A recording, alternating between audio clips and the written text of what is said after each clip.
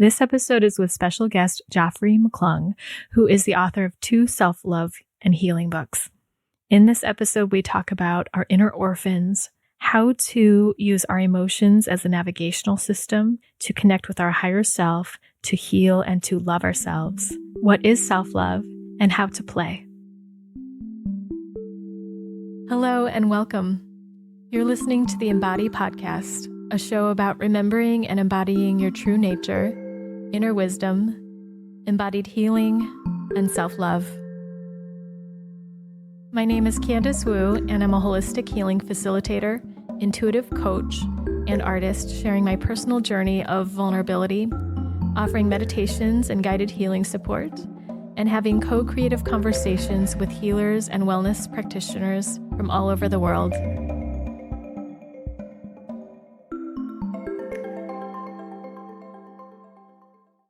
Welcome back, everyone. It's great to have you today and to welcome the special guest, Joffre McClung.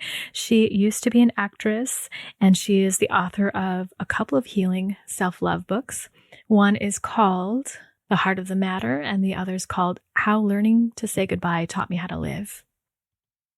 It was really fun to talk to her in this episode where she talks about her experiences with people in her life that have had cancer and how people in her life have mirrored her need for self-love or showed her different parts of herself that she needed to learn in herself or to heal up in herself. She began her career as a theater actress and producer, having spent most of her adult life in New York City, where she acted and produced several off-Broadway productions.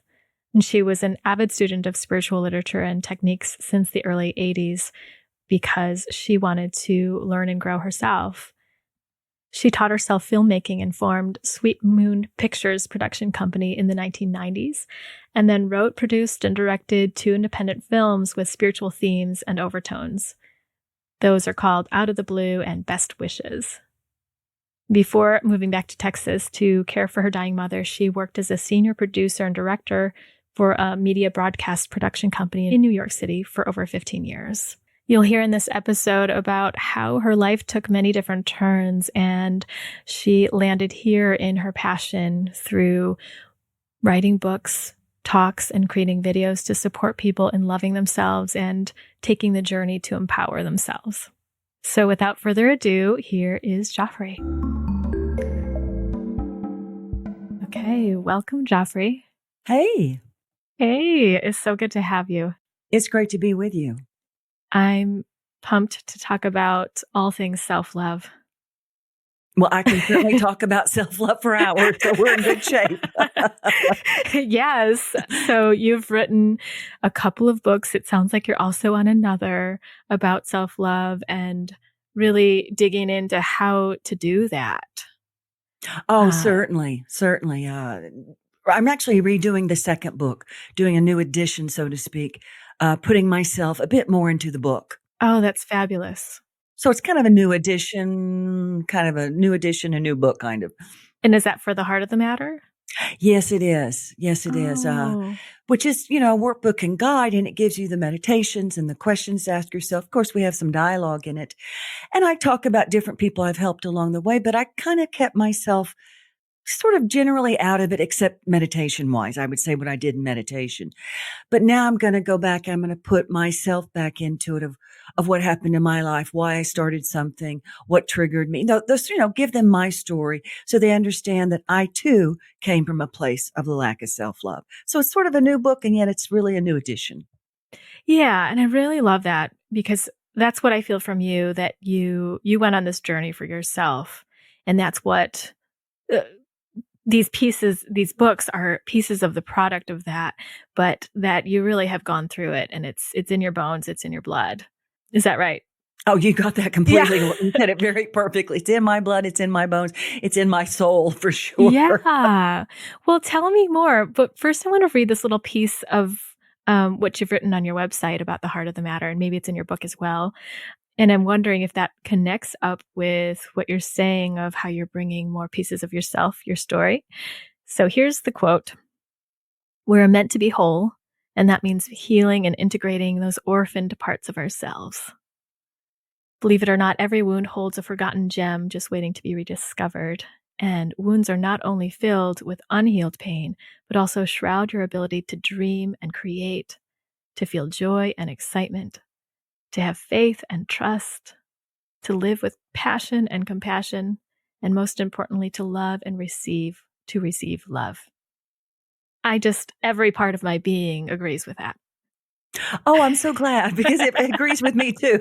That definitely came from my experience. Yeah. It came, I almost wrote that without me knowing I wrote it, to be honest with you. Sometimes I'll sit down to write something and it'll just start to flow. And that is sort of one of those things that flowed out of me because that's what I was going through, healing my inner orphans, because we all have different parts of ourselves that we've forgotten or shoved aside or refused to look at, frankly, that we're still carrying along with us in our adulthood that are making decisions for us that we're unaware of. So I was in the midst of doing that cleaning up, I would say finishing up my orphan work. Mm-hmm. And when I was writing the book, I was thinking about my orphan and how I really wanted people to have the courage to look at their own orphan. And that when I wrote that, I was sort of looking back at what I had done and realizing those orphans, the power and the gifts those orphans hold of ours. We go for a dream, but you're going for a dream with maybe 15% of yourself because the rest is shoved away, kept safe with your orphan that you don't want to, deal with, or you're disowned. So that really came from my own experience, I have to say. That's it. And I resonate with that. And as you were saying that, I was just thinking about the orphaned parts of ourselves that are still acting. It's like they insist on being seen. They insist on it. Oh, yes, they do. And our deeper self knows that we need that part. As you're saying, we have only X percentage of ourselves moving forward, and all these parts we're trying to shove away that are being orphaned or disowned. But there's a deeper part of us that wants to bring it forward. And they definitely speak up. Yeah. So tell me about that. They want to be heard. You can shove them down. You can ignore them for years. People ignore them for years, although they're still making decisions from that place. For a lifetime. Oh, yeah. Oh, yeah. For many lifetimes. But they ignore them. But the thing is, they're going to start to shout because they want to be heard. They want to be part of the whole, and you keep disowning them, making them separate of the whole. So they're going to shout and they're going to get louder and louder and louder till you do something about it, either through drink or drugs, or you're going to heal them. Frankly, you have a choice. I, of course, decided to heal them. Yeah. And, it's such an interesting thing because they get louder and louder and louder. And as I started to realize that, let me know how you experience this. As I started to realize, wow, wait, I've hit rock bottom here. And that's when I learned that, or started to look at that, or ouch, I had to get to this place, this pain in this big way to actually look at that thing that I knew was there. And so Yes, it's like, yes. I'm learning, okay, why don't I just do that before it gets to be like a catastrophe? Because we have to learn that way in the beginning. I think every one of us who's on this journey started with a dark night of the soul kind of feeling, whether it's a big one or a little one, is because something went wrong in our lives and it didn't work anymore and something hurt us. And so it makes us stop. And then we look at what we've been shoving down. So I don't think you're wrong in that. I think as we get wiser, hopefully, we look at things before they hit us in the face and yell at us and stop us, in our tracks. But I think that's typical. That's kind of how human beings, we feel like we can ignore it because it won't bother us until it's shouting. And then as we grow, we get wiser. And then we start to do the homework before it's in our face. Because now I'm there where I do it before it's in my face. Doesn't mean I don't get a whisper, but I'll get a little whisper, but I follow that whisper now. I don't wait for it to get loud. I'm right with you. And at the same time, my experience of the loudness, if it gets to that point, feels different. Like I don't resist it as much. I understand it a little better. I can be with myself through it and have compassion that happened or what had built up for me to get to that place. But yeah, I would love to hear, Joffre, about one of those dark nights of the soul for you, or some orphaned part of you that you've looked at. Oh, I have so many I could talk about. I'm sure. It's like, which one do I pick? Well, the first dark night of the soul probably is the most important dark night of the soul because it's what woke me up that I needed changing and I needed to look at reality slightly differently. Now, that dark night tends to happen later in life. For me, it happened around 29. And that's when I left a relationship with an ex I had, and he was a wonderful man, but I left it because I knew it wasn't right for me after 9 years. And I went dark because suddenly I was back in my studio apartment, back in Manhattan, in New York, and living back in my studio after I left a beautiful brownstone, lived a lovely life with him. I was back in my little brownstone doing my schlocky work, still doing audition work, but doing, schlocky work to pay the bills. And I hit a dark night because I thought this isn't what I thought my life would be like when I was turning 30. And I suddenly realized everything I believed was true, that I followed the rules. I went to acting school. I did my auditions. I fell in love. I did everything you're supposed to do to have a good life. And here I was with my life falling apart. That really hit me over the head. And then I started reading everything, every personal growth book I could read, every metaphysical book I could read. In fact, back then, this is how old I am. Back then, the metaphysical books and the spiritual books were in the occult section. That is, I'm not kidding. It was in the I'd say early 80s, mid 80s. Really, they didn't have a spiritual group or a new age group or whatever they call it now. Now I think they just call it spiritual. They didn't have that. They had it kind of, put together in the occult groups. You had the witches over here, and then you had a few spiritual books over here. So I started reading spiritual books, and that's when I started to understand that we create our own reality with what we believe. That opened me up, because I knew how I was living was no longer working. And I realized I was carrying beliefs. And then I began to do some of the work. So that was my first dark night of the soul, was really I'd say 29 years old, almost 30, where everything was falling apart. And it woke me up to the fact that we actually do create our own reality through what we believe. And I obviously had a whole lot of negative beliefs that were ruling my life at that time. Yeah. What did you see in yourself at that time as far as the beliefs that it sounds like they played out in your life in that way and brought you to that place of seeing there? Well, I had shoved them down in all honesty. I was doing my auditioning in New York. I was producing off-Broadway plays, also being in them as well as producing them. I'd begin to make a few little short films. So I was, doing what I loved, but not to the extent that I wanted to do it. And that dark night, I realized underneath all I guess you would call it bravado, although I wasn't particularly loud about it, but saying, yes, I can get this job. I'll book this job. I'll get this commercial. I'll get this, acting job. Underneath that was a feeling that I will never get that, because underneath that was a feeling of lack of self-love that had come from childhood, things in my early childhood that I had made a decision that something was not quite right with me, so to speak, because I had certain family members who were extremely jealous and angry at me, and I took the blame for it. So I shoved all that down, but that was still ruling my life, even though I was having the bravado saying, I'm going to this audition, I'm going to book it. But underneath was that feeling that I can't have what I want. There's something not quite right with me, because I obviously piss people off and make them jealous and angry at me.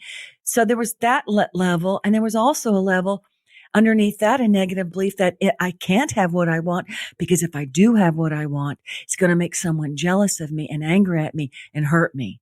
So there were layers. It was dangerous. Oh, yeah. It was dangerous to have what I want. So there were layers. And I didn't know all that even in the beginning. When I first started reading the books, it was just sort of opening my mind to the beliefs and how we create our own reality. That work came a bit later, but I was well aware that was in there. I was trying to heal it different ways, not quite doing a great job at it, but I was well aware that stuff was in there, and I wanted it out of my head, frankly. And then I realized it was also in my heart. And that heart needed to be healed. Absolutely. Can't forget about the heart, because it's holding all that pain. Oh, it definitely holds that pain. You can do all the affirmations you want. You can do all the techniques you want. But if you're not healing the wound that's in the heart, you really I think I call it in the book, mental masturbation, because you're really kind of playing with your mind, which is important. You want to change your mind. But if you're not healing the heart that's carrying the wound, you're double lifting, so to speak. Yeah. When you really need to go to the root of the heart, get your heart in sync, then your mind can follow. I know that kind of sounds weird to people, but that's how it worked for me, in all honesty. That's what this whole entire show is about. Oh, being embodied, being in your body and feeling through what's here and healing those wounds. And I like what you said about double lifting, because we're often, I think it's a couple of things, so many of us have learned to use our mind to get through something and survive something because feeling it was too dangerous or hard or scary at the time or overwhelming. Well, or we were too young. Yeah. We didn't know what to do with what we were feeling. So we kept shoving it down, or I call it shelving it. I just shelve it. Mm-hmm. Deal with it later. I'll deal with it later. And, you realize years have gone by and you've been shelving everything. And then you're so good at it. So You're good at very shelving. good at it. And actually, it does serve a purpose because there are times you do need to shelve something that you need to do when you get home. Like at work, Right. I can shelve something. And then when I get home, I can go to meditation and look at it and heal it. So, I mean, in that sense, it's a good thing. But when we're little, we shelve it because we don't know what to do with it. And we also, when we're younger, we take everything as our fault. Mm-hmm. Everything is our fault. Doesn't matter what it is. Even though mentally I may have known this person is angry and jealous and that's them, not me. In my heart, I still believed it was me because those negative beliefs get built around what you keep experiencing. So another negative belief that came out of that was something was wrong with me because otherwise I wouldn't have this person in my family that was so angry at me. You see how that negative belief get played out, even though it had nothing to do with me. In all honesty, it was her issue, not mine. But I obviously agreed to play with it when I came down here. So obviously it needed to teach me what self-trust and self-love. So I'm grateful to this energy I was brought into. I don't ever want to do it again, frankly. I hope I learned the lesson, but I'm grateful for the lesson and the Nemesis and for what she taught me because it did guide me to find my self-love. And I'm very firm in it now. It took me a while, but I'm very firm in it now. Yeah, I can hear that. So when you teach people through the meditations and other practices how to heal the wound of their hearts, what do you offer? What do you suggest? The way I start is I introduce them to their tools first because I want them to know they can do this for themselves. I'm going to introduce them to the things, but they're going to have to do the heavy lifting themselves. They're going to have to go within and look within themselves. So I introduce them to their tools, their imagination, because you're going to use your imagination to dialogue with those inner orphans. I can't tell you how many times I dialogued with my inner orphan and learned something through that dialoguing. Oh, I did it this morning. Yeah, exactly. You see, well, you obviously know what you're doing. But, a lot of people don't use their imagination except for worry. They're good at thinking the worst case scenarios for work or money or the That's a relationship. good point. You see people often using their imagination for worry Oh, in a yeah. As worry way. adults, Yeah, when we're kids, we right. used it to daydream out the window. See, we used Yeah. it well when we were young, and then we grow up and we use it wrongly. We start using it for Interesting, right. worrying. I see that. Worrying and creating the worst possible scenarios. And what will I do if that does happen? I mean, that's what we spend our imagination on. So I introduce them to Right. their imagination.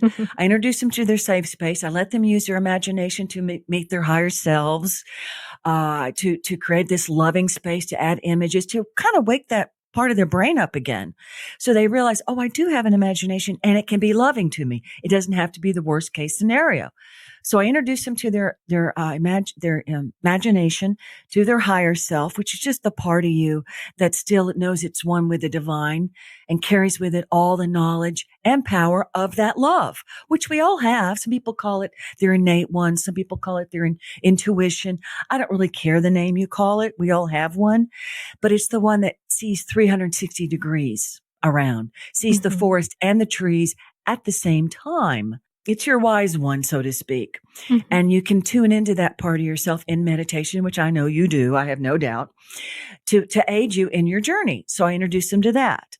And then I introduce them to their third tool, their emotions. People are so afraid of emotions. And the thing is, your emotions are part of your navigational system to move through this world. But we shove so many emotions away because we're afraid of anger or rage or hurt or fear, whatever it might be, that we don't get the lessons from those emotions. Those emotions are trying to talk to us and tell us something. So I introduce them to their emotions. That can take some time sometimes, depending. Men take longer than women, interestingly enough. They're fine with anger, but getting to the hurt underneath the anger takes them a little bit, longer time. Women are a little more adept at going to the hurt underneath the anger. So I introduce them to their tools. That takes a little time. And then we go into talking about what self-love is. because we can talk about self-love, but until you define it for somebody, it just sounds sort of woo-woo-ish, so to speak. Mm-hmm. I want self-love. Well, the way I define self-love for me, and I help them get it, is that it's the part of you that knows in your heart, because I've got to include the heart, that you are lovable, loving, and loved. And then we go and we break that down further. What does lovable mean? It means you are worthy of love. You exist. Therefore, in the universe's eyes, you are worthy of love. Doesn't matter if another person ever gives it to you. You know you are worthy of love. Loving means that you know you're given a loving heart. That is your natural state of being. You have a naturally loving heart. And how you express that loving heart is more than good enough. How you express that loving heart is more than good enough. And loved simply means that you matter and are valued by the universe, not for what you do, not for what you will do, but because you are you. You don't have to earn it. You don't have to prove it. You don't have to do anything. You simply are loved because you exist and you matter. So we go through that and then we get to the orphans, what you and I have talked about. Because as you well know, the orphans are key because they will shout you down. And for good reason. You know, there's that, as you said, this whole load of energy that's waiting for you there, and all the goodness that is like a treasure box waiting to be discovered within what we've closed down. But at the same time, there's pain, there's fear, and other emotions that are harder. Oh, yeah. Oh, yeah. And the thing is, there is great treasure with the orphans because they hold so much of your dreams, so much of your joy, so much of your power. You need it back, frankly. We're supposed to be all that we can be. And if you're keeping parts of yourself away, you can't be all that you can be. So then I introduce them to their orphans. And each person's different. Certain orphans take longer to bring out. I had several. Now they're all sort of the same, but I saw different images for different, when I was working on different beliefs from that orphan. Some would be hiding in a cave. The first one I met was hiding in a cave, unwashed, dirty, matted, filthy, did not want anything to do with me, did not want to look at me, didn't want anything to do with me. So it took time just to gain trust from that orphan. Then after I worked with that one for a bit, I met another version of the orphan, and this one was shouting me out. It called me into the woods and it shouted me down. It yelled at me, shouted at me, screamed at me, had a tantrum. It's the one that needed to have a tantrum. Yeah. Yeah. So I let it have a tantrum and I listened and I said, that's just horrible. I'm so sorry. And I just listened. So you meet your orphan and you listen in the beginning. Sometimes it's just, if they won't talk to you, you just say, I'm here. I'm going to sit here and be with you. And you may do that several times. And then they may start to say something to you or do something or have an image for you, however your brain works. Some people it's images. Some people it's words. You'll know when it's real. And then you'll begin to listen to them and say, I want to hear what you have to say. And they'll start to tell you, either shouting at you, or one would just crawled into my lap, crawled in my lap and boo-hooed. So I just held it and let it boo-hoo because it needed to boo-hoo and be loved. Another one needed to have a tantrum. Another one needed to ignore me. So you deal with each orphan, and they really come from the same place, but you deal with each orphan as they need to be dealt with. It's their time. And it teaches you how to have compassion for the different parts of yourself because you're learning how to have compassion for yourself. Does that make any sense? Oh, completely. Yeah, that's what I'm practicing almost every day at this point.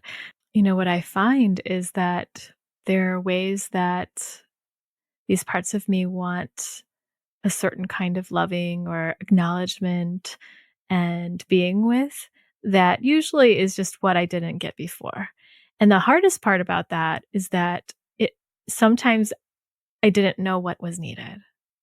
But as the ball got rolling with some support from other people, my healer, many healers along the way, it just started to get easier and easier. And now it's like second nature. But how did you find that place for you? How did you know what was needed? How did you know how to give it to yourself? Well, like you, I had a lot of teachers and healers and helpers along the way that would show up and give me information. So, I mean, I certainly didn't do this on my own. I had a lot of helpers and healers and a lot of books also. Mm-hmm. And I sort of put it all together because I would do one thing and it wouldn't get me that far, or would get me so far and then it would stop. And then I would get information from someone else and I would add that to it. So I sort of did layers. And then I began to say, you know what? I can do this. I know because being an actor helped a lot because I am able to dialogue a lot easier than people who aren't used to dialoguing because I would practice lines. So obviously practicing lines, it's like talking to your orphan. Yeah. So in that sense, it came a little easier if you're in the performing arts than somebody who's not. And there were times I didn't know the answer either. And those are good times, meaning means you're going to leap when you get it. When they're tough and you can't seem to get the answer and you keep hitting the same wall, that's a good sign that you're getting ready to leap or you wouldn't be hitting that wall to begin with. That's the way I started to see it happen. When I'd hit that wall and I kept going back to, let's say, a particular orphan and kept getting sort of semi-answers, but not the full answer, not knowing what I needed to give them in return to bring them back to wholeness, it would be so frustrating. And so I'd go deeper with them and I would listen a little deeper and then I would find a new level. And eventually I began to get hits of what it was they were needing from me. And it was my higher self who really helped me the most. I am key on working with your higher self. Like I said, I had a healer. I had people that channeled that I worked with. I had a lot of good guides and teachers, but really it was my higher self. In the meditation, I always have everyone bring their higher self into meditation when we're working with anything, frankly, but definitely when you're working with your orphan so that you feel like they're holding your hand as you're holding your orphan's hand. So as you're talking to your orphan, your higher self can be talking to you. So my higher self would be the one because I would be boo-hooing with my orphan over whatever they needed to vent because you're feeling what they're boo-hooing. You're feeling it as well. So I would feel that. And then when they were done, I would turn to my higher self, boo-hoo in her arms. And then I would get information from her. Beautiful. That I had not gotten earlier. So really it was the higher self work that really came from a channel that I had worked with who said, you've got a higher self that's dying to work with you. Keep working with her. So I kept working with my higher self and I got that really strong. And so when I started this orphan work, she was right there with me. Sometimes I'd turn to her and say, I don't know what to say to them because I believe everything they're saying. I'd feel their pain, that what they felt when they were young. And I'd say, I'm sorry, but I believe what they're saying. Right. I'm right there with them. This is me right now. It was horrible. They didn't deserve that. I can't help them. And I would turn to her and say, what do I say? And she would give me one sentence, one word, whatever it was enough to calm me down. And I'd be able to offer that word to the orphan and calm them down. And then I could start the work again. Beautiful. That's the best example. So higher self, I think, is key in doing any inner work, whether it's self-love work or creation work, because I use her for creation work as well. But your higher self is key. And again, it comes from images or words. It's not going to be big dialogues. My higher self doesn't give me huge, paragraphs of wording, but she gives me an image or a word or a look or something that says it all. Beautiful. And I can roll with that. So really a higher self, I'd have to say, was my biggest helper. And also my teachers. What a lovely reminder. Yeah, it's such a good reminder of everything is within. And I do experience that. It really is. And you need your teachers and you need your books and your seminars and your lectures or whatever it is, because we need to be around other people who are doing what we're doing. So that's a good thing. And you're always going to have the help you need. But just like you said, everything you really do need is already inside of you. And part of the journey is figuring out that you can find it inside of you. And sometimes it's frustrating. Sometimes it's tough, but that's okay because you start to trust that you're going to find it and you do. And like you said, it does get easier and easier. At least I found that way. Yeah, I have too. And sometimes it's gone up and down, but then at some point it started to get like more smooth sailing in a way. But I'm wondering, Joffre, what frustrations or challenges or struggles have you had lately? Well, lately I would say the biggest struggle is I have a family member who has liver cancer. So outwardly, I'm dealing with cancer again, which I dealt with 8 years of everybody around me dying. I'm not saying that to be funny, but it was true. My mother got cancer. My best friend, like my soul sister, got cancer. My aunt and uncle died. It felt like that 8 years was literally everybody dying around me. And of course, my job in New York City all kind of left, and I moved to Texas. And then I had 3 year break. And those 3 years, I wrote the 2 books. And I thought, okay, this is a new path. This is not a path I had planned on, frankly. I always thought I'd be more performing, but this is still creative. Writing is creative. So I thought, okay, this is a good thing. And then all of a sudden, in January, I got the word that a family member had liver cancer. And that sort of took me by surprise. I thought I was kind of done with the C word, so to speak. Outwardly, that sort of threw me, but in a weird way, because this person is also the person who mirrored for me my need for self-love through her jealousy and anger, it's sort of, in a weird way, I don't know how to say this except to say it's also a bit liberating. I know that sounds odd to people, but when that person leaves the planet, because they will at some point leave the planet, I truly will be free.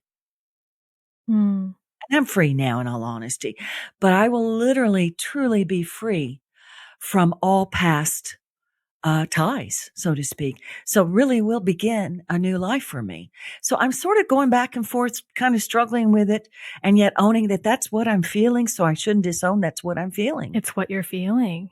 So that's what I'm feeling, Candace. Yeah. Thank you for sharing that. And do you mind me asking if that person is currently still mirroring that need?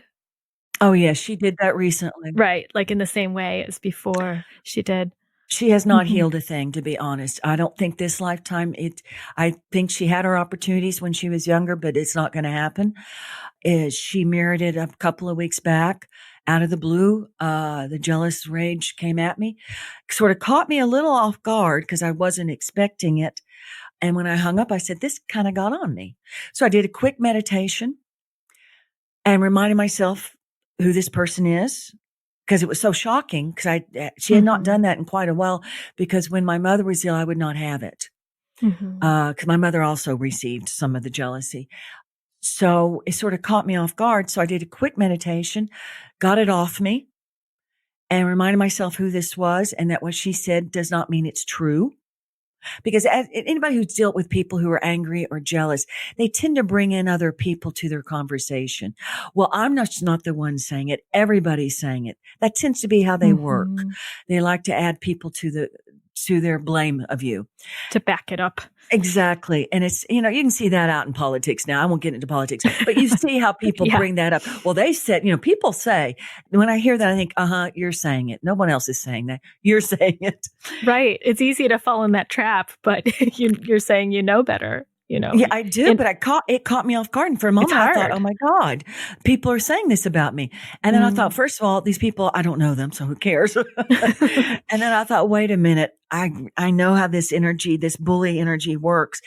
They always bring in other people to back them up, even though they're actually lying. So I had to remind myself of that fact. And so I was able to forgive it. And then I said, you know what? She's not going to get it this life. I got the lesson I needed from her, so I blessed her in that sense, but her energy still has it. She still has that anger energy. We're still talking. I'm still friendly with her. I'm going to go see her next week. I do love her in that sense. I do not particularly want to be around her very much, but I do love her, and I do wish her well. And I have put out my order for my next life that she's on her own in her next life. Because she's going to have to work on jealousy again, and I'm not working on jealousy again. Right. Like you don't want to be paired again. Is that what you're saying? No, exactly. Right. I don't mind if we pass in the hall or something's fine. But as far as being family members, I think I'll skip it the next life till she gets this jealousy thing over with. Put your order in. Yeah. Yes. Because I'm done with it. I got my lesson and I've learned it and I don't need it now. Oof. Sounds like you've had a lifetime of learning that. Yeah, it was intense, I have to say. And we all have something within our families or in our childhood or friends or teachers or something that if you came here to wake up, you're going to have something that happens to you. Absolutely. Something that's not so pretty, that's going to get you and bring you down so that you can build yourself back up in some form or fashion. Mine happened to be from sort of that anger, jealousy, bully energy. Other people, it's something else. Mine happened to be that. And, I learned my lesson, but, so that's sort of what I'm dealing with now, that it's okay to kind of be okay that I'm going to be free from it. Wow. And still bless her, and still wish her well, but I will be free from it, fairly shortly, I would presume. Yeah. I think you're touching on something about how you can see the reality of your life, like how you can see the experiences that are happening to you. There's a relational component. There's the care that you have for her. There's also the other feelings that you may have. And there's this other level of what it means to you and what this person has represented for you and shown you. And they don't always sound relational. Like that portion doesn't always sound relational, as you're saying. Like, it's a little bit hard to say this, but I'll be free of this. Well, But yeah, that makes complete sense on that level. well, it's true. And the thing is, what's funny is the reason I can sort of see her separate from me, meaning I can see and bless her for what she taught me, is because, again, in one meditation I went into, I did a meditation to understand how this person is in so much pain, because somebody who comes from a bully or jealous or angry place is carrying a lot of pain. Even though we may not want them around us and they've hurt us horribly, we have to intellectually know they've got a lot of pain to act that way. So I went into meditation so I could better understand where she's coming from, so I could find forgiveness for her. I was, finishing up that little matrix for myself. And I went to meditation and I saw her as a 5-year-old and what she must have felt and how she felt so unseen, unheard, unlovable. And I got to the fact she felt so unloved. And once I felt that, I was able to understand why she was so full of anger and jealousy. So I was able to forgive her for how she behaved towards me. I still don't want it around me. I still have my boundaries, but I can understand her pain that she's carrying. And also that I agreed to do this because I needed to learn to take my power back from bullies and jealousy and angry people. Because obviously that was the thing I needed to work on. So there's sort of layers in there. But I mean, when you can go into meditation and figure out what that person, why they're being so hateful to you and understand what kind of pain they have, it does give you some release. And then to realize when they do, because I do believe in many lifetimes, I know other people may not, but I happen to, that I realize she's going to have another chance to get it. And that's fine, because I told her and thanked her for showing me what I needed to get. And I did a whole thing on that, thanking her. I didn't do it to her face because that she would not take it well. But I thanked her for showing me what I needed to learn about self-love and that I got it. So even though she may not have succeeded at jealousy and bullying, she did succeed in teaching me what I needed to learn. So she did do that well. So I did a whole thank you meditation on that to thank her. She gave you such a beautiful opportunity. And painful one, but beautiful. It was painful. It was ugly. I got to be honest with you. I don't wish it on anybody. Yeah. And at the same time, it sounds worth it, would you say? Well, again, if we look at life is here to teach us something and we're here to learn and grow, then you got to figure out there's something here that's good. There's got to be something good in this bullying and jealousy, anger. So I dealt with that and then I learned self-love. So it was a good thing. Yeah. But I don't wish it on anyone. But again, that's how we learn, isn't it, down here? Yeah. So I'm curious, as a writer and as an actress as well, what's the title of the current chapter of your life? That's a good question. What's the title of this chapter of my life? Begin Again. I just got that, begin again, because I feel like this is a brand new life. I've let go of my old life. It was a good life. I did it well. But I've let it go, who I was, what I wanted to do, sort of the dreams of youth and middle age. I sort of let that go and said, okay, what's this again? I've done my healing. I've done my orphan work. What is I want to do? And now I'm doing all this spiritual writing. So it's sort of begin again. And it's sort of a brand new life with new fulfilling ideas, new dreams, new hopes, kind of like starting over again, frankly. I actually have one affirmation I do that I'm now in the best years of my life and all my remaining years are my best years. So I sort of feel like this is my new beginning again. Yeah. I would say definitely that. That's really exciting. Because we do get many chances to begin again, frankly. I mean, anybody who thinks that when you're in your 20s, you think you're going to live one kind of life, certain kind of framing. By 30, I have this. By 40, I have this. By 50, I have this. Well, I've got news for you. If you're going to live a full life, you might as well throw that away because it's not going to live up to that. It's going to go to the right, to the left, up and down. It's going to go all over the place as it should. And hopefully I'm on my third life, Frank. They call it the third act, but really it's a third life. Yeah. I had my 20s and 30s. I had my 30s and 40s. Now I have my 50s and 60s to look at. So it's like, okay, I'm doing a whole new life. I may have another one after this. I don't know. Can't look you may have many. Forward. But right now I've got my third act going, so to speak. Yeah. I so relate to that. And I feel those words too, begin again. And the refreshing space of not knowing and being so, it sounds like so joyful in that, so open about what's coming. And it took me so long to get here. And I still come across these, they're just fewer now and less big, I think. But the expectations I didn't realize were there. And then I bump up against it and I'm like, wait, what is that? What is that big disappointment? Or what is that I'm fighting for? But do I really want that anymore? Is that a past part of me? Like lately I've been wondering, do I really want children? Or was that just something of the past, my 16-year-old self that decided I wanted 2 kids? And what part of me still wants that? Do I really want to get married? All of these things. Oh, you're in a good place. That's a good place you're in. Because those are questions. No, I mean, that's serious. I know that's funny. I hear you. Good place you're in. But that's a good thing because, as women, we're raised even when we're little and younger, we're raised with certain things put in our heads. We're supposed to get married, supposed to have children, supposed to have this by 40, supposed to have this by 50, all these ideas. Yeah. And I think it's a good thing to stop and hit an age and go, do I really want that? I kind of knew, weirdly enough, that when I was younger, I remember announcing to my parents when I was in high school that I was never going to get married and I had no intention to get married. And if I did get married, I would never take their names. I was really big on that. For some reason, that was important. That's a declaration. I would not take their damn names is what I shouted when I was in high school. And what's interesting enough is I didn't get married. Now, I did live with someone for 9 years and had a loving relationship and then I moved on. But I kind of knew that in high school. Although I still thought in my head, I probably will get married. I'll probably have kids. I'll probably do what I'm supposed to do. But the truth of the matter is I kind of knew I wasn't going to live my life the way my mother had lived her life.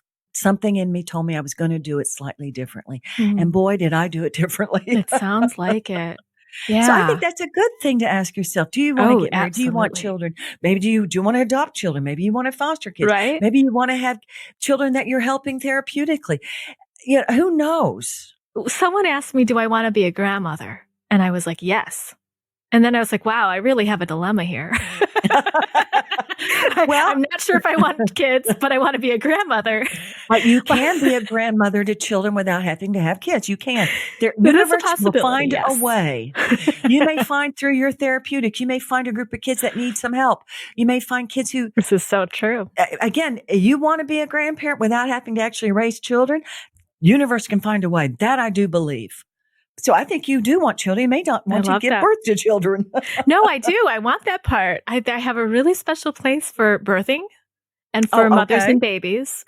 And I think and I used to be an art teacher and do a lot of therapy with kids and families. And so I think I just kind of got childrened out. A part of me has, just kind of got burned out on that. And, but the years of like 2 to, I don't know, 20 maybe is what I'm not sure about. And I have so many friends right now with young babies, and so I get the joy of going in and then leaving. There is something good about leaving the children once you've loved them and played with them. There is something really lovely about not having to go through that and not having to go through teenage years.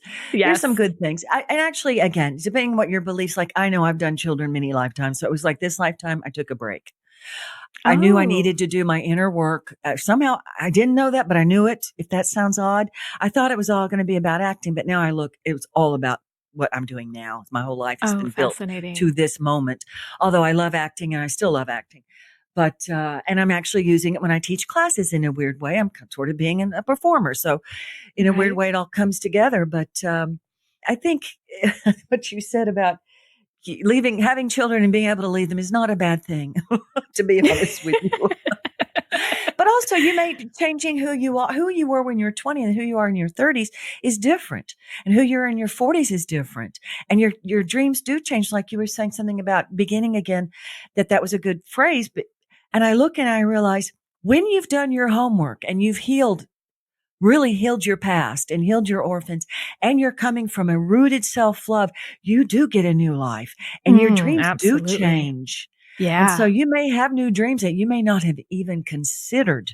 Now that you're healing things and moving and more into your power, those dreams may be completely different, and you got to leave room for that. Got to leave room for it to be different. That's absolutely what I've experienced in my life. And someone had asked me recently, like, when did you get involved with horses?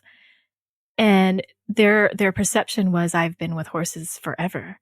And I think that is true on some level, but in this lifetime, I only started being with horses 1 year ago. And that surprised this person a great deal because I've been really in it now. And that was the gem coming out of that moment was we can change our life any moment. We can shift something so big. And I do feel like that is a big shift, shifting my life to be around horses and be with them. It's continuing to unfold, but I would have never known that 5 years ago, 10 years ago, especially, when I was, 15, 20 years old, trying to decide what my life would be like.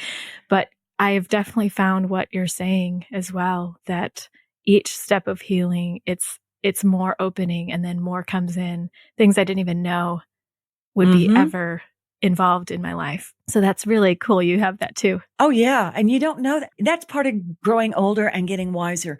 And not just because I say older, and I have to be careful because I know older people who have no wisdom. So I've got to be careful with that. There are people who get older who leave the planet and have not learned anything. But if you stayed awake and as you get older, you begin to realize that life does bring you new things when you're ready for it and you've done the work for it.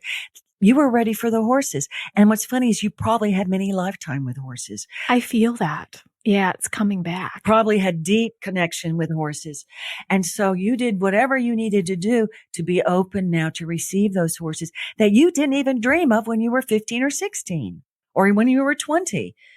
That's what the universe I didn't dream of writing books. I thought I would be on Broadway and maybe doing some film work and living my life. And then all of a sudden my life took a 180-degree turn and I had to do something to pull myself out of that second dark night, which was when everybody was dying around me. And I decided I'll write what I'm going through. And I wrote the first book, which was helping my friend deal with stage 4 breast cancer. That was a 180-degree turn. And I wrote that kind of angrily, to be honest with you. I thought, emotions as navigation. There you go. Oh, Lord have mercy. I was like, higher self, you want me to write about what I'm going through? Oh, my Lord. I just want to get back to what I was doing. And I thought, well, I'll do it. It'll get her quiet on my back. Get this out of the way. Go back to what I was going to do. And I'll write this darn book and I'll wake my inner self up. And I wrote the book and that kind of got my creative juices going. Yeah. And then when I looked at it a few months later, I thought, okay, I put the word out there that I'm spiritual. Everybody, I had two groups, those who knew I was spiritual and those who knew me in my career. I kind of kept them separate. And I thought, well, the word's out there now. They now know that I'm a spiritual person. Yeah. I'm out in the spiritual closet, so to speak. Now I looked at the first book. I thought, you know what? I got to really say how I got to self-love. The first book talks about when we're in self-love, but we don't tell people how to get to self-love. So I wrote the second book. But all this is to the point, I didn't plan on that. This was not part of my plan. And yet when I look back at my life, I realized, of course, it was part of my plan. In fact, I wrote a movie with my best friend who the first book was about, and we wrote a book together in the movie. Oh, how funny. And she'd always wanted to be a teacher. She was a channel and spiritual. We did all our spiritual stuff together. And we were also actors together. And she wanted to do what I'm doing. Oh. Now she passed on. And I can hear her laughing, going, yeah, I want to do what you're doing. You're supposed to be doing what you're doing. And she's like, I'm already out. yeah, I'm out. I'll do that the next line. But I thought how weird that I did a 180-degree turn, and I'm actually doing my best friend did, that I put in a movie 10 years before I knew it. So the universe is funky. Well, we are funky, right? We like leave ourselves clues and then forget about them or like ignore them. And then we find them later like, wow, right. It's just weird. When I wrote that in this book, the second book, and I thought, man, that first short film I made, oh my God. I really did it. Yeah. Even though it was just a film about, creating dreams. It was a little film about creating dreams. But the universe, you may have horses now. Who knows what you're going to have in 5 years? I have no clue. No clue, but I have some ideas. But then what I know is that keeps changing so much that I just don't put too much to them, except for the ones that are like right now and coming up.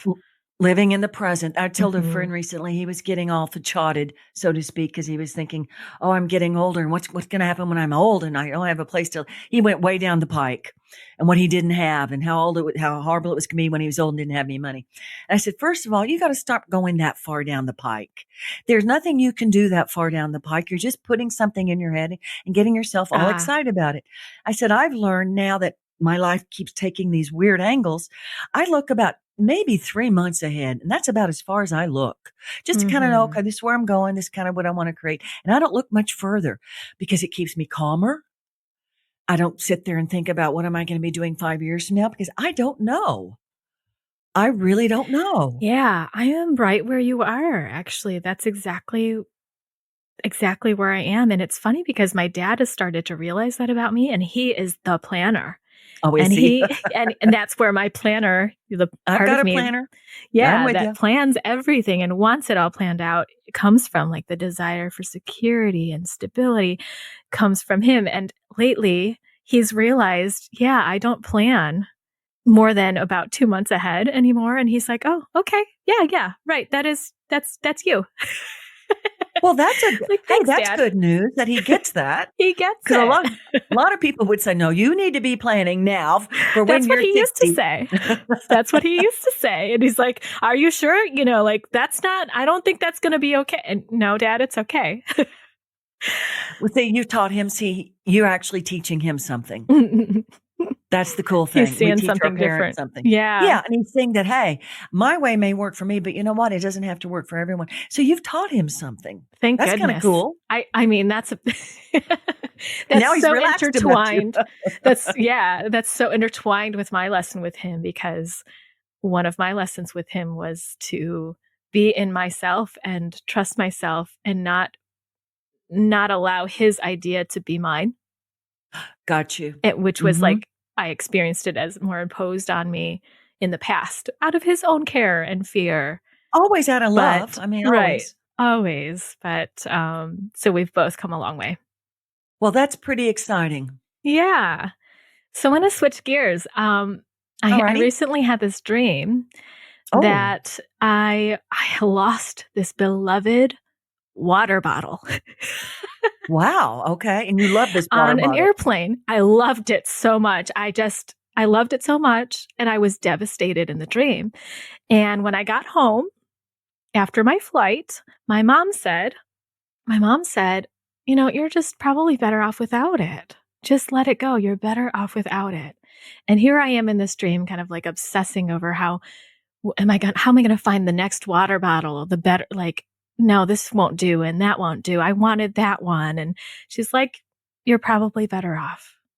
And so that's been sticking with me, and I'm experiencing. That's a good dream. I love dream work. I was wondering, that's leading to my question. I'm wondering, what have you dreamed lately that in your night dreams? Well, you know that your mother in that dream was your higher self, most likely. You do know that. Yes. That was and it is my mother too. Yeah, it's both. My mother. Yeah, exactly. But my higher self, when she first appeared to me, and she appeared looking like a beautiful version of my mother. Oh, sort of in a half dream state that I was doing. Yeah. And then she sort of shifted. I don't really have to see her anymore. I just feel her. But yeah, that's definitely your mother. That's definitely your higher self saying you don't need what you think you need. You've outgrown it. is what she's Mhm. really telling you. You've Right. outgrown it. It's time to let go. I used to do so much dream work when I was started. I've always done dream work. Even when I was younger, I'd have dreams over and over again. And then when I started the spiritual work, I'd have really mega dreams. I'd call them epic dreams, one symbol after another symbol after another symbol. And I worked with them, worked with them Mhm. immensely. And all of a sudden, when my mother passed, my dreams stopped. And I thought, what's happening here? I've never not remembered my dreams. And they just stopped. And I was like, okay, this isn't good. Because I had dreams where I had guides talk to me, my higher self talk to me. I would go to other planets. I would see symbols. I would talk to I did a lot of homework in my dreams, Mhm. and my dreams just stopped. And I remember dealing with a channel that I worked with, and she goes, well, you don't need your dreams right now. You're grieving, number one, and you're doing your homework. Because I was Mhm. finishing up my homework on my orphans. I was grieving, so I used the energy from my orphan work. And they went away for a while. And that was really scary for somebody. I don't channel. I don't do visions. I don't see entities. I don't do any of that stuff, but I did dreams, and I could really help people with their dreams. So when I didn't have my dreams, that was kind of scary. Well, Mhm. I'm happy to say my dreams, they've sort of come back, not to the extent that they were for years, but now when they come back, there's just a quick message and then they drift off. Just a quick message. I had one recently that was so cute. I was calling a kitty in, and kitties being Mm. that feminine energy, calling a kitty in. And with the kitty was a little fox, like a baby fox, a red faced little fox, red and white faced, like almost like a cartoon looking fox. And it was there saying hello to me. And it was so cute. And I said, well, all right. Well, I guess you can come in too. So I let it come in the house. And that was the end of the dream. I'm saying they're so short now. They used to be epic. And I thought, what in the world was that message? It's What in the so world was sweet. this fox? Other than I love animals, obviously. Mhm. But I thought, interesting. I thought, well, the feminine's healthy. I'm letting taking care of the feminine energy. And I thought a fox is sort of like sort of got that feminine energy, but it's also got a wise energy to it. It's got a smart energy to it. It's got smart, wise. Now the negative is sly, but when you take the negative off and put the wise, smart, I thought, okay, I must be, because I've been asking to have my teacher awaken a bit more. Since I'm doing this, let's awaken my inner teacher a bit more. So I took that as a message that my inner teacher is awakening. That's how I took the fox. I don't know if that's true or not, but that's how I took it. Thank you for sharing your dream. And I also hear that begin again right here. And that this fox baby is with the kitty, which is so spiritual. And it's this new birthing, new energy coming in to begin again. You're totally right. That's why it was a child fox, Yeah. not an old fox, but a newborn, ready to go little fox. And I thought, well, all right, you're so cute. I'll let you in the house.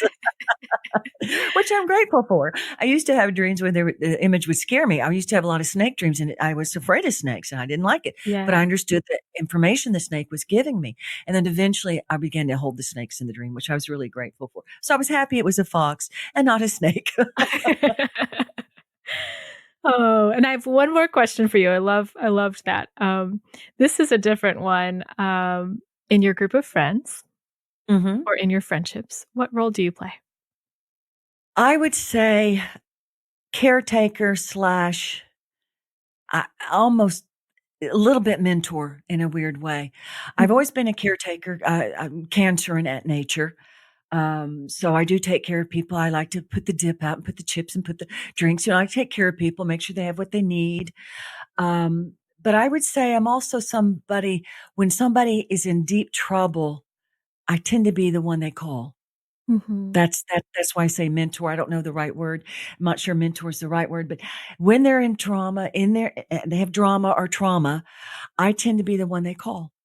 So whatever that Yeah. energy is, I tend to be that one because I stay calm. I think having been raised around a bully, I'd learned to stay calm in the midst of a lot of drama around me. Yeah. So I can stay calm and help them. So I'm hoping I help people.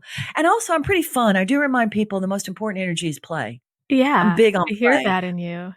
Play is so important. I cannot tell you. If you can't play, you need to look at why you can't play, because you need to add play to your life, people. It's You important. need to have play in your life, people. You do. You need to play for no reason but to play. How are you playing now? I swim in the pool. We have in the backyard. I swim and I play in the pool. I play with the animals, the kitties. I did actually have a fox here a year ago. I talked to the fox. I talked to the birds, to the squirrels, to the little possums, the little raccoons. I dance. I put music on and dance. I love to dance, so I dance. I just like to play. And then when my friends will put on music and dance and laugh, I just like to have a good time. I like to play is such a euphoric energy and such a creative energy. And it's the energy of how we create our realities when we're in a place of joy. So I'm trying to move in more into play so I can create from that place of joy versus creating to keep the pain away. I don't need to do that anymore. Yeah, right, right. I need to play and create with joy. Now, I have one last question for you, and it connects with play and it connects with roles. As an actress, what roles did you play in the past typically, and what would you do now? Or what would you be interested in now? In the past, I tended to play probably firm women, strong women. I was taller than most of the women in my class. My voice can go deeper. So I play strong, firm women, which I was very comfortable with. I'm very good. I like that a lot. I would say now I would add a bit more, I won't say humor, but a bit more, what's the word? The word's right there. I can't find it, but it's a bit more sass to it than I used to be allowed to have because I was always the firm one, the strong one. I would say a bit more sass, a bit more irreverent than I used to play because I was, like I said, always the strong one, the firm one, domineering kind of woman, career woman, usually cast as strong. I would say a bit more sassy. I'd play a bit more sass, a bit more fun, a bit more irreverent. Yeah. A bit more rebellish because that's really what my spirit is, even though outwardly I may not appear rebellish. No, I can definitely hear it in you. You have fire. You definitely have strong, firm woman in you, but this rebel, fire, sass, and fun, it's like busting out of you. Oh, good. Just in case you weren't sure. Okay, I'm glad to hear it in your voice. So I would say definitely a rebellious, sassy kind of woman. A little bit of swagger. Oh, big swagger. A big swagger. But a kind swagger. A kind swagger. But a swagger. Yeah. A loving one. Kind. A loving. You got it. A loving swagger. All right. I think we've paid it now. Loving swagger. Coming a loving right swagger with a big laugh. Yes, that's what I would like. That'll be your description on the podcast episode. Okay, there you go.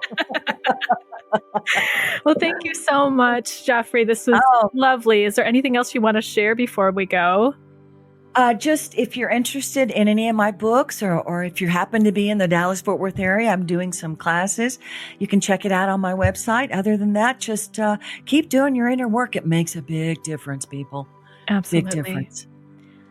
Thank you so much. And where can people find you, Joffre? You can find me at joffremcclung.com. You can also just type in it's allaboutselflove.com. ITS allaboutselflove.com.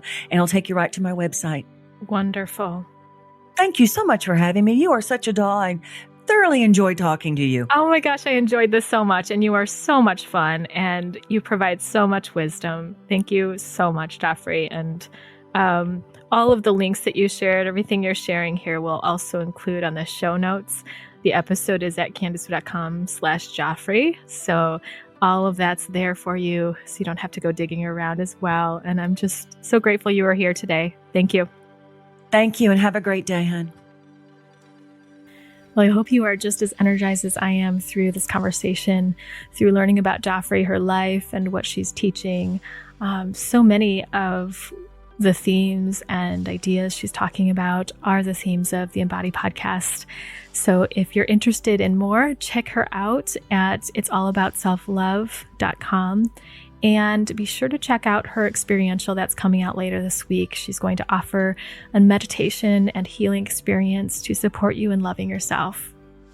And be sure to check out more interviews, other healing experiences, learning about embodiment and self-love on the Embodied podcast at candicewood.com/podcast. And you can stay informed about my workshops, retreats, experiences with horses and other podcast episodes through my newsletter, which goes out every 2 weeks. You can sign up at CandiceWu.com/embodied. So just going off of the episode today, I leave you with the thoughts about where can you begin again in your life? Or where is the new beginning and opening that's already happening now? Thanks so much for joining us today, and see you next time on the Embodied podcast.